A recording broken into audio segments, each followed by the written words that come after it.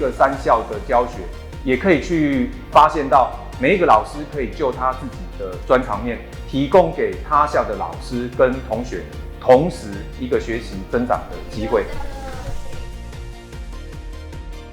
不一样的上课方式，体验不一样的感觉，尤其是我们乡下这种地方的小孩，他可能从来也没有机会能够去接触这样子的一种所谓的远距离的教学，甚至可以跟很远的一个同学来做互动的这个机会。回答再一次，越快还是越慢？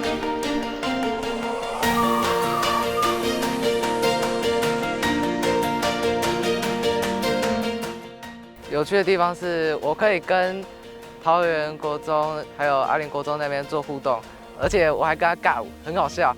这一次的课程中，像我们的孩子就有举手，然后跟大树国中的老师发问，那老师也能够及时的收到问题，然后能够详细的回答。